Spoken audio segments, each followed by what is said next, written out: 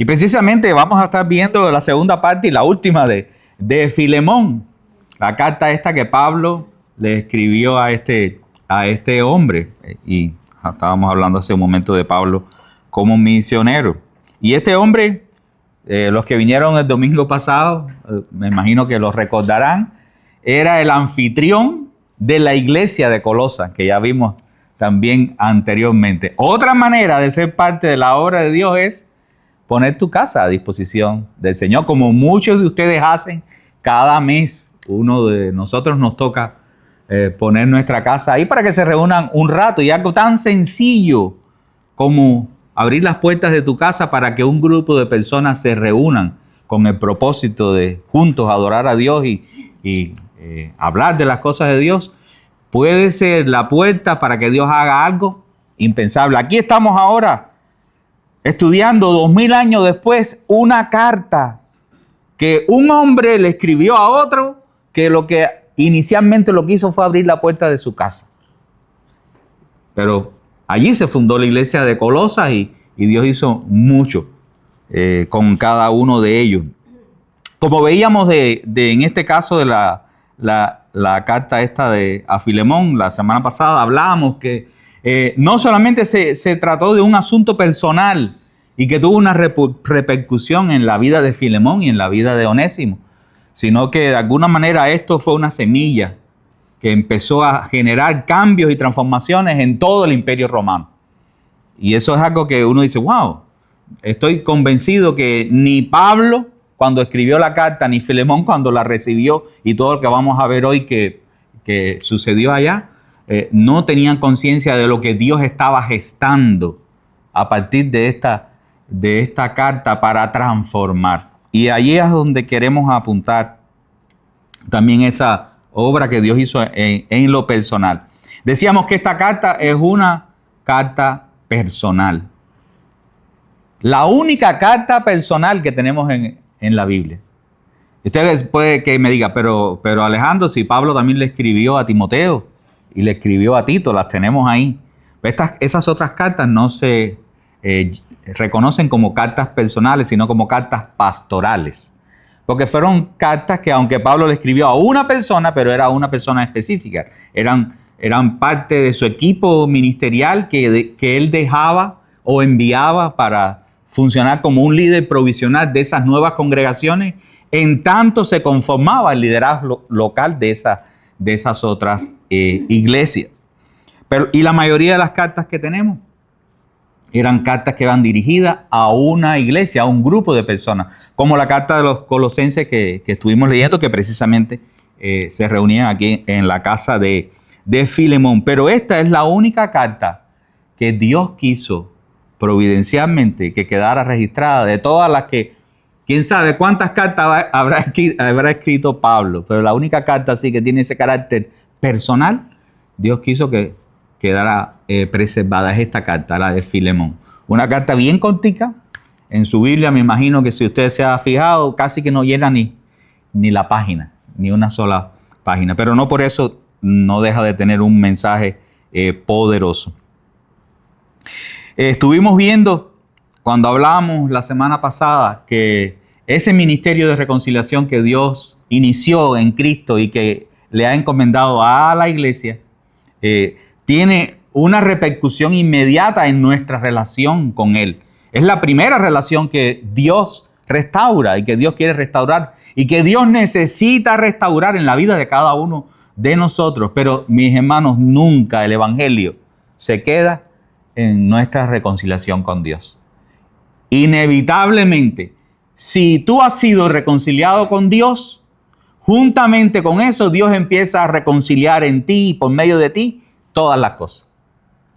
Dios va a querer obrar a través de ti en todas tus relaciones, desde las relaciones más inmediatas con tu familia, aunque inicialmente, en muchos casos, a veces el nuevo creyente experimenta hasta nuevos conflictos con su familia por causa de ahora esa nueva fe de él, sobre todo si el contexto familiar tienen otra fe, pero inevitablemente lo que Dios quiere es seguir obrando en cada uno de ellos. Y como veíamos también, eso también va a repercutir en la sociedad, en la cultura. Y eso es lo que ha pasado. Usted puede leer estos 2000 años de historia, puede leer la historia de la iglesia y va a constatar que en cada lugar donde el evangelio llegó, eso repercutió en la vida social de esas naciones, esas culturas han sido transformadas. Hay cosas que nosotros hoy las damos por sentadas, como que así deben ser y así han sido siempre, pero eso no es así. Dios siempre que llega a un lugar cambia cosas y ahora las nuevas generaciones las tienen como, bueno, así es. Y una de las cosas que esta carta nos va a presentar es cómo se trató el asunto de la esclavitud en aquel entonces.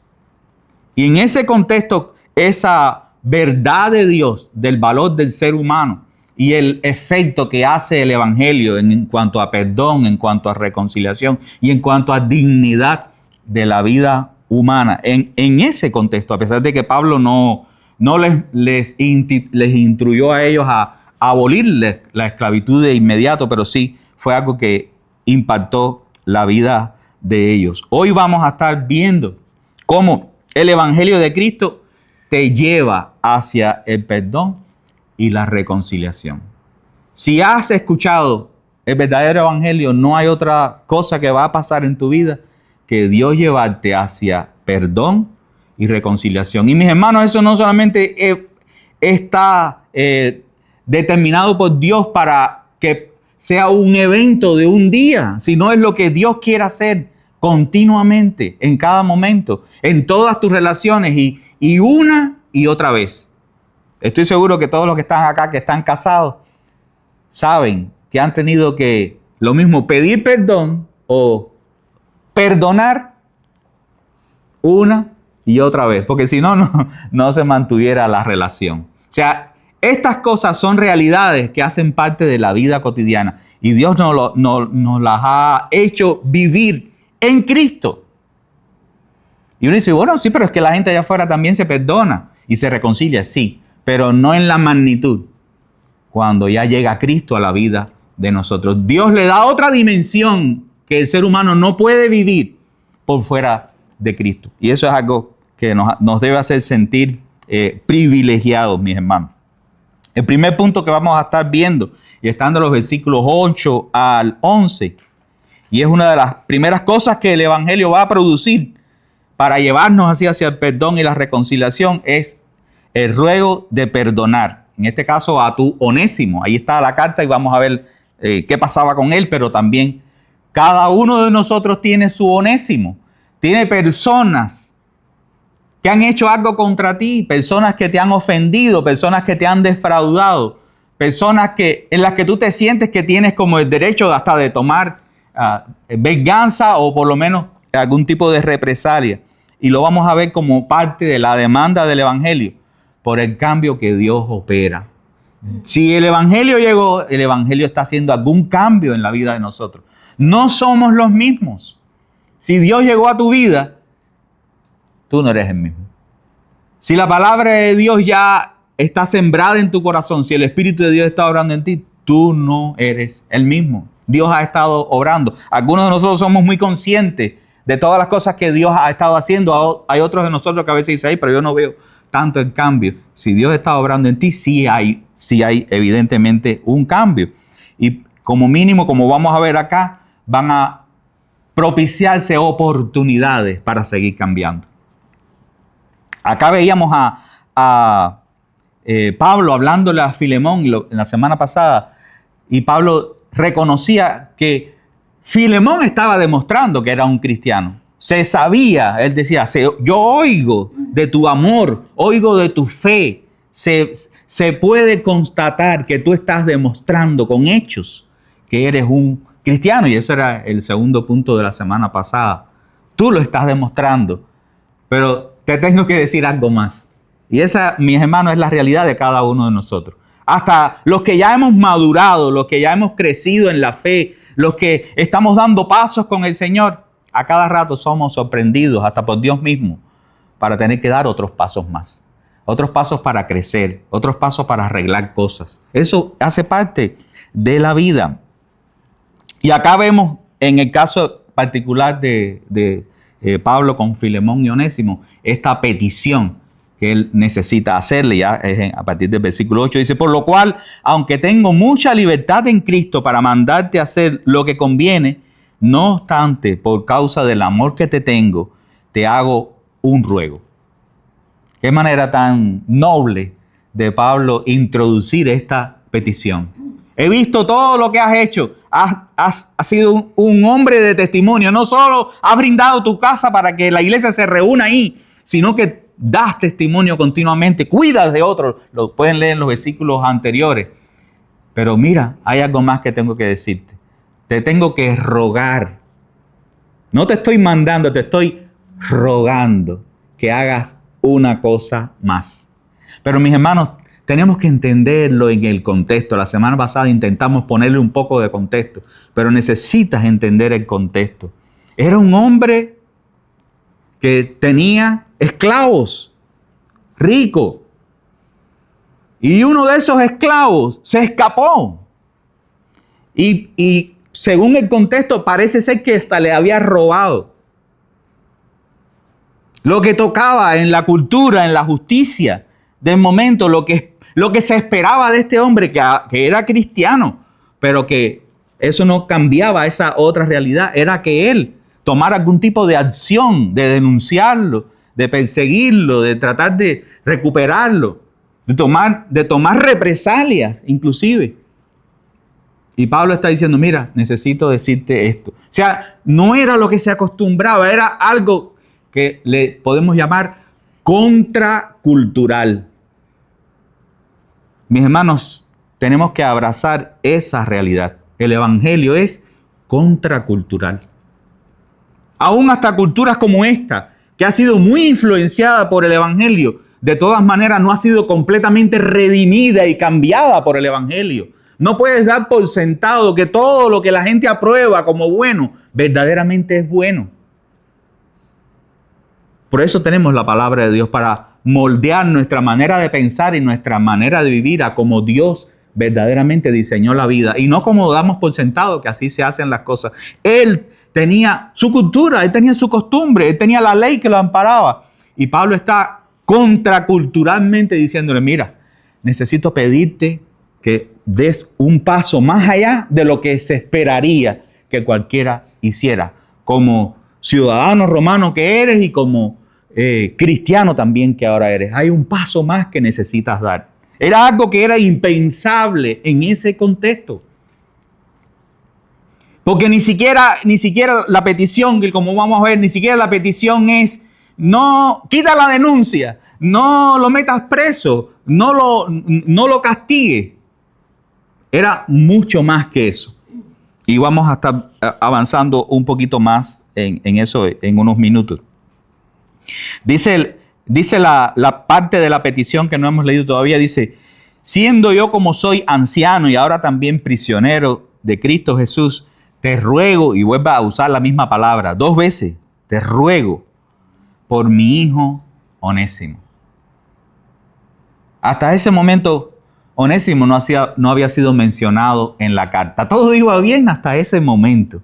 No sé cuántos han recibido una carta y toda la primera parte: ¡ay, qué bien! Se acuerda de mí y el tiempo que pasó conmigo y esto. Y de pronto: mira, pero tengo que decirte una cosa. Me hace falta decirte esto. Y hasta ahí cambió la situación. Porque solo escuchar esa palabra de ese nombre iba a traer a su corazón el recuerdo.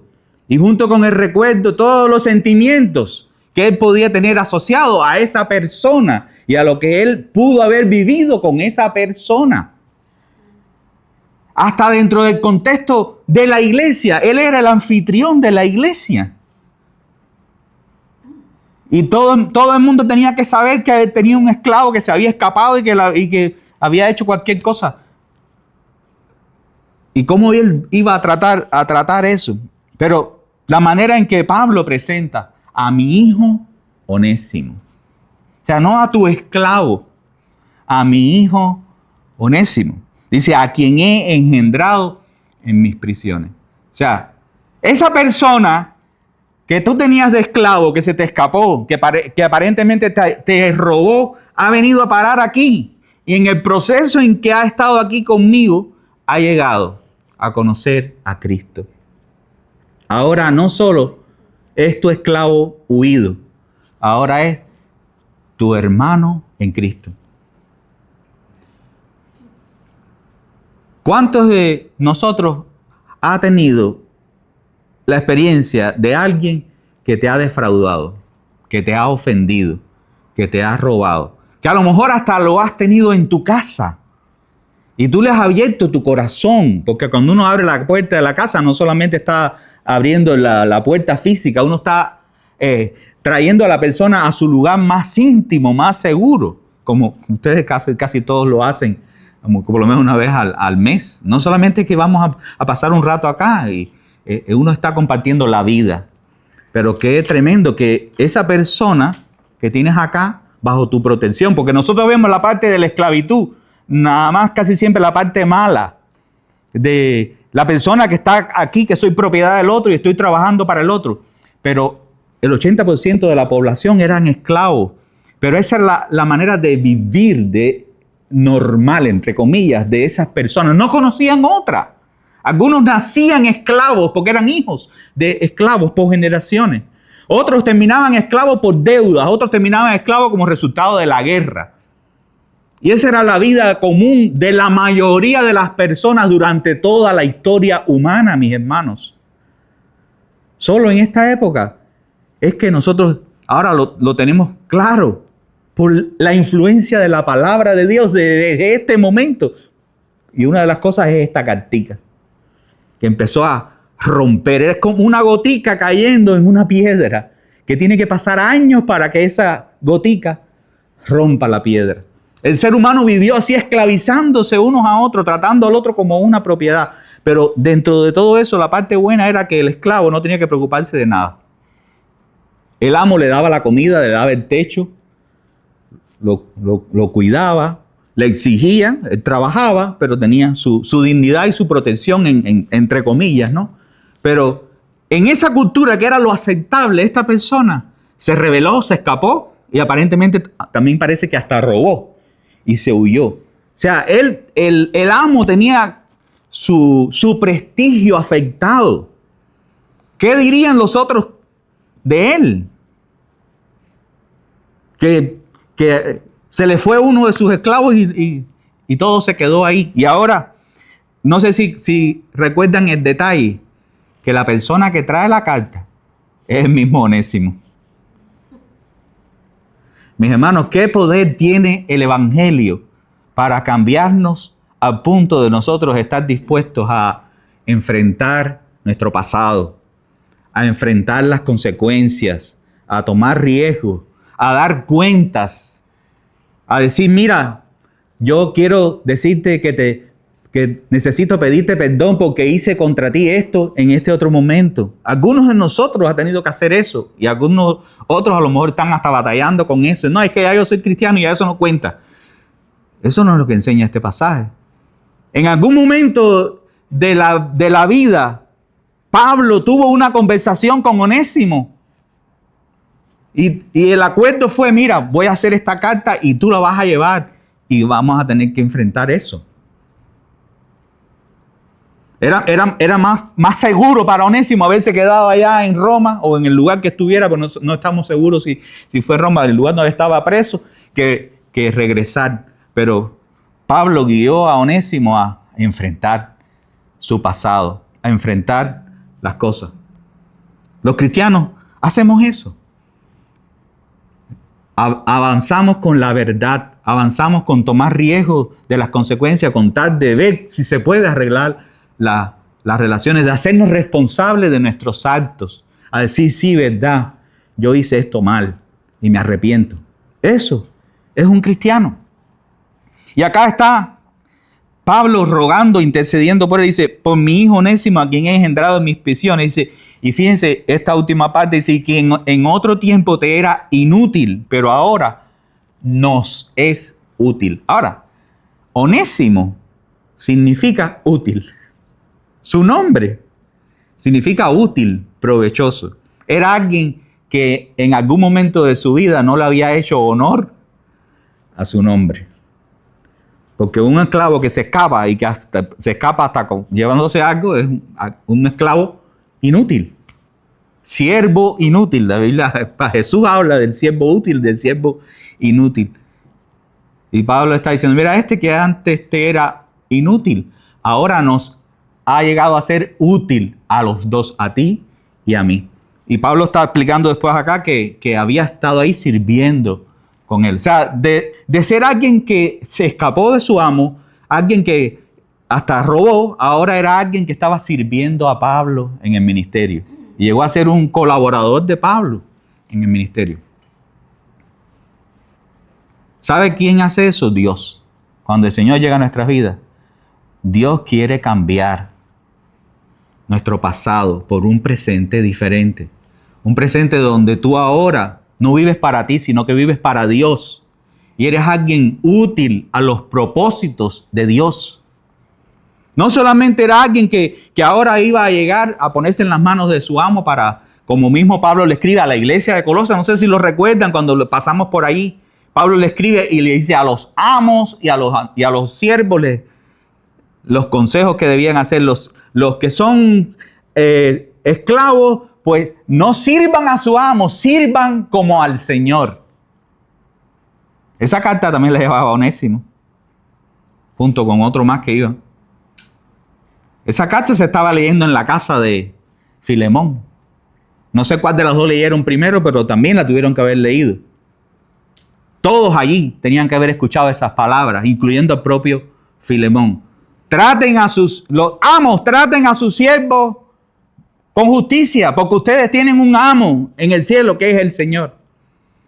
Ese era el valor del evangelio que ya estaba siendo sembrado contraculturalmente. Ahora, Onésimo, tú ahora útil, tú ahora sí de verdad, antes eras un inútil, aunque tenías ese nombre de útil, ahora sí de verdad eres útil a los propósitos de Dios. Y eso es una moraleja, mis hermanos, para cada uno de nosotros. Porque cuando Dios llega a nuestras vidas es que verdaderamente nosotros podemos ser personas útiles, especialmente para Dios. Dios puede usarte y quiere usarte en sus propósitos. Dios cambia la vida de las personas. En segundo punto, versículos del 12 al 17. Otra cosa que hace el evangelio es que produce una nueva perspectiva, una nueva manera de ver las cosas, pero especialmente de vernos a nosotros y de vernos como hermanos, como parte de una familia. Lo hablaba también con Brian ahorita en la clase. Todos los seres humanos necesitamos una familia. Dios concibió la vida de esa manera y nos ha regalado a los cristianos dos familias, nuestra familia natural, biológica, y también la familia de la fe. Y lamentablemente a veces hasta la familia de la fe puede llegar hasta ser más unida y cercana a ti que algunos parientes que tienes de sangre, porque tienes más cosas en común con otro hijo de Dios. Dice el pasaje aquí a partir del versículo 12. Dice, te lo he vuelto a enviar en persona, como si fuera mi propio corazón. O sea, es como si cuando lo estás viendo a él, lo estás recibiendo a él, es como si me estuviera recibiendo a mí. Dice, hubiera querido retenerlo conmigo para que me sirviera en lugar tuyo en mis prisiones por el evangelio, pero no quise hacer nada sin tu consentimiento, para que tu bondad no fuera como por obligación, sino por tu propia voluntad. Dios, dentro del cambio que está haciendo en nosotros, es que nosotros aprendamos a hacer las cosas por amor y no por obligación. Lamentablemente a veces muchas iglesias enseñan las verdades de Dios para ser cumplidas como reglas. Pero mis hermanos, eso es religión. Pablo podía exigirle, tienes que hacer esto porque Cristo manda esto, pero ese no es el tono, ese no es el espíritu de la carta. Podía habérmelo quedado acá y me estaba sirviendo hasta en tu lugar, porque él esto es esclavo. Pero no se trata de eso, se trata de que entendamos las cosas y tomemos decisiones por amor a Dios y por amor los unos por los otros. Dice, pero quizás por esto se apartó de ti por algún tiempo, para que lo volvieras a recibir para siempre. O sea, Pablo está diciendo, mira Filemón, Dios es Dios por sobre todas las cosas que pasan. A lo mejor Dios orquestó todo esto, que él se escapara en sus planes y en sus cosas. Y Dios lo que tenía era en planes es que llegara a él a conocer a Cristo y ahora tú lo recibieras como un bien mayor.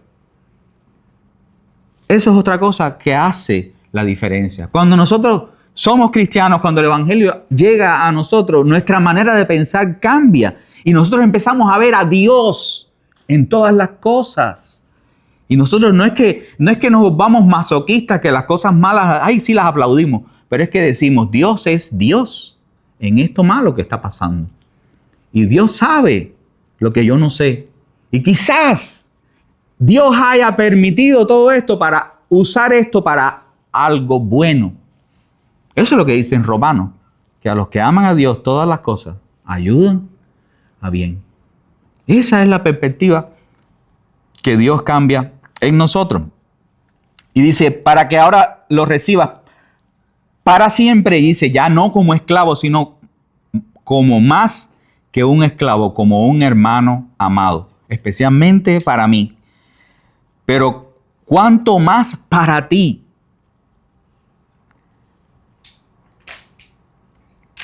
Pero fíjese, tanto en la carne como en el Señor. Si me tienes pues por compañero, acéptalo como me aceptarías a mí. Y aquí compañero es la misma palabra que usaba antes de comunión. O sea, ser compañeros es tener comunión. Es la palabra griega koinonía. O sea, tú y yo, Filemón, somos hermanos. Tenemos una gran amistad. Tenemos una relación profunda como hermanos en Cristo. Pues mira, Filemón, hay otra persona que también ahora hace parte.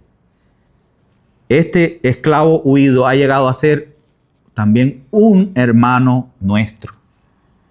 Mi hermano, tú eres de los que usas las relaciones para tu propio beneficio o tú usas las relaciones para que también otros sean introducidos en la familia de Dios.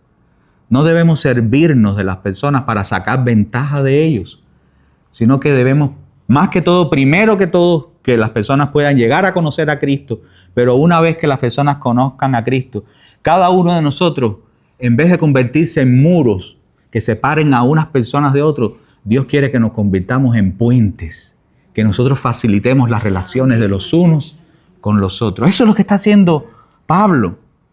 Esta relación está rota, pues ahora Filemón, tú y yo tenemos una buena relación, gracias a Dios, pero mira, también esta otra relación que tú tienes, también hay que arreglarla. Era tu esclavo o es tu esclavo, pero también ahora es tu hermano. ¿Te ha pasado eso? Que alguien te ha dañado, te ha defraudado, alguien te ha mentido, alguien se ha aprovechado de ti y de pronto un día te lo encuentras en la iglesia. Y ahora es cristiano. Y tú lo que estás pensando cuando lo ves, lo primero que piensas es en lo que te hizo. Dios quiere que pasemos la página, que tengamos un corazón para perdonar. Mis hermanos, cuando nosotros perdonamos, el primer beneficiado somos nosotros mismos. Y el tercer punto tiene que ver con la gracia, es como termina la carta. Es que la gracia de Cristo nos desafía a cancelar la deuda, porque todos somos Onésimo. Es fácil ver a otro y ver lo que el otro hizo mal, pero lo que no nos damos cuenta es que todos hemos estado ahí.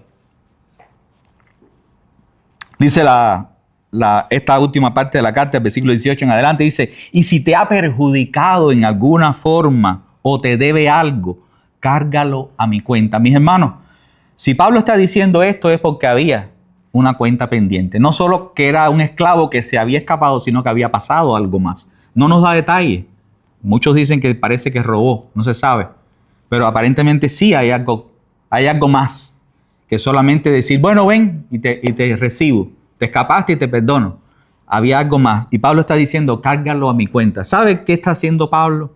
Está representándonos a Cristo. Hay alguien, siendo nosotros onésimos, hay alguien que pagó en nuestro lugar. Creo que fue Lutero el que dijo que cada uno de nosotros es un onésimo, es un esclavo huido. Y Cristo pagó por nosotros. Y esa es la riqueza del Evangelio, que Cristo pagó por nosotros. Cada uno de nosotros tiene a su favor, no a Pablo, sino a Cristo, que intercede por nosotros ante el Padre. Dice la última parte acá, dice, yo lo pagaré por no decirte que aún tú mismo te me debes a mí. Sí, hermano, permíteme disfrutar este beneficio de ti en el Señor. Recrea mi corazón en Cristo. Te escribo confiado en tu obediencia, sabiendo que harás aún más de lo que digo.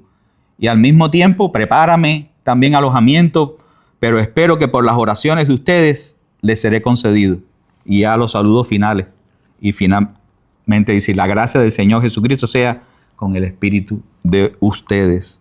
O sea, Pablo está dando por sentado que Filemón no solamente va a leer la carta, sino que también va a responder y va a hacer hasta más de lo que él le está pidiendo.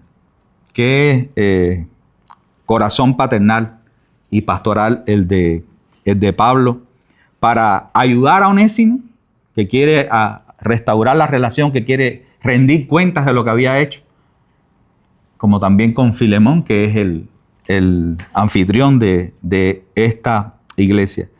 Quiera Dios que nosotros seamos de esas personas que facilitan las relaciones, pero que también nosotros podamos tener claridad en las diferentes posiciones que a veces tenemos. Como decía hace un momento, todos somos onésimos. No sé si ahora mismo que estamos hablando de esta carta, ya viene a tu mente a alguien que has ofendido, a alguien que has defraudado, algo que has hecho.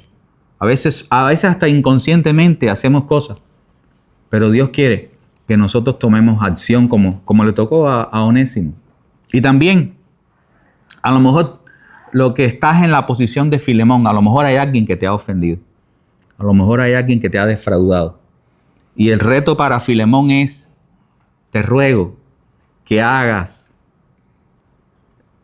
como Cristo.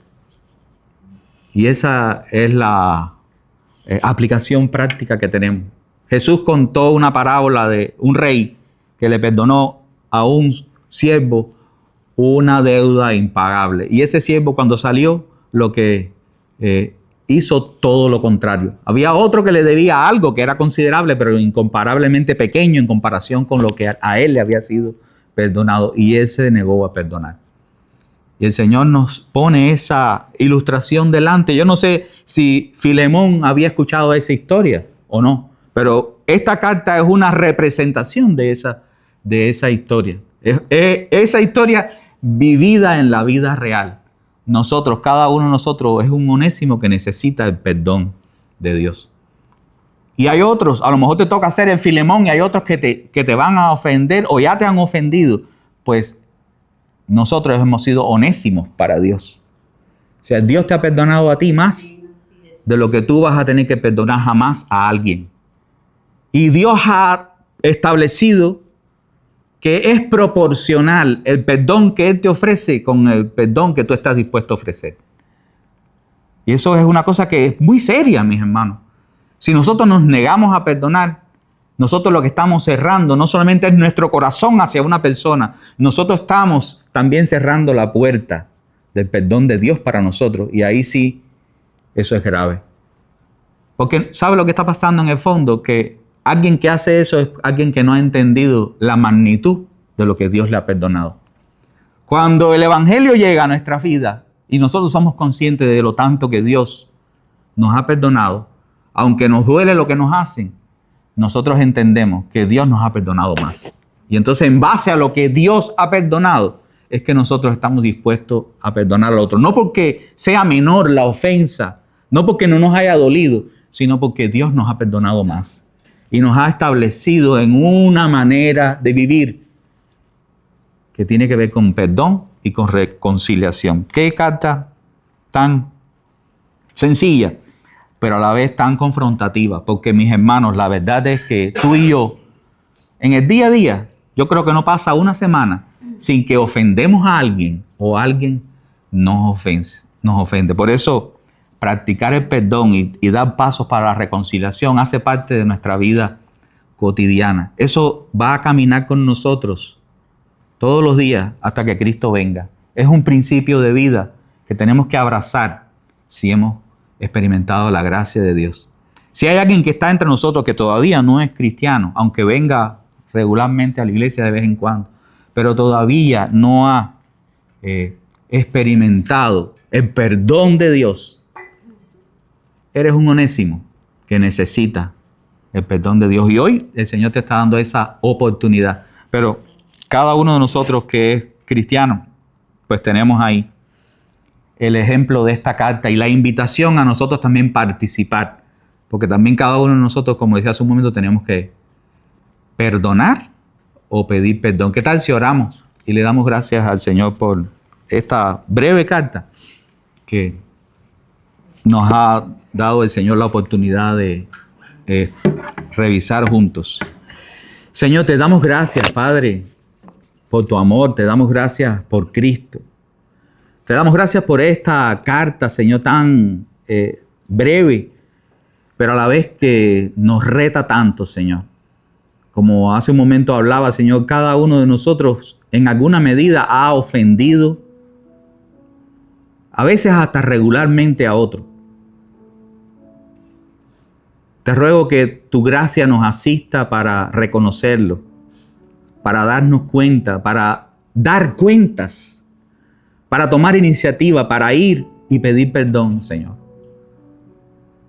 Pero también, Señor, cada uno de nosotros en algún momento ha sido un Filemón que ha sido ofendido, que ha sido defraudado. Y muchas veces lo que quedamos atrapados en el dolor, en el resentimiento. Te ruego que tú también obres en nuestros corazones, en donde nosotros hemos sido el ofendido. Y que tú nos ayudes, Padre, a abrazar el Espíritu de Cristo para extender el perdón. No porque descalifiquemos el daño que nos hayan hecho, el dolor que nos hayan causado, o lo minimicemos, sino porque tú nos has perdonado más. Ayúdanos a mirar a la cruz y lo que tú hiciste por nosotros para tomar fuerzas y gracias en ti para extender el perdón a los que también nos han hecho daño. Tú lo pusiste en la oración modelo. Tú dijiste que así lo hiciéramos, Señor. Danos de tu gracia para vivir pidiendo perdón y perdonando, Señor. Para dar pasos para extender, Señor, tu gracia a través de nosotros, que seamos vehículos de tu gracia. Ayúdanos, Señor, para también ser instrumentos tuyos en este ministerio de la reconciliación. Es algo que a lo mejor alguno entre nosotros necesita hacerlo hoy, Señor, y no pasar de largo como si no es con ellos, Señor. Pero aun si no fuera así, tenemos por delante una nueva semana y es inevitable que en nuestras relaciones ofendamos o que alguien nos ofenda. Te ruego que nosotros podamos crecer y madurar también en esta área que tiene que ver con el perdón. Gracias por el ejemplo, el modelo de Jesús, y también porque tú vives en nosotros para hacer realidad en nosotros que también nosotros podamos perdonar. Gracias por tu perdón, Señor. Gracias por tu bondad, Señor. Gracias porque nosotros éramos también Onésimos para ti. Nosotros te habíamos defraudado, habíamos robado, Señor. Y tú tuviste misericordia de nosotros, Señor. Te bendecimos en esta hora y te damos gracias. Y aprovechamos para pedir por cada uno de nosotros, Señor, por cada hogar, por los que no están, Señor, los que están enfermos, los que tienen algún problema, alguna situación. Te pedimos que tú obres en cada uno de nosotros como iglesia y te glorifiques en medio nuestro. En el nombre de Cristo te lo pedimos, Padre. Amén. Que el Señor les bendiga, hermano.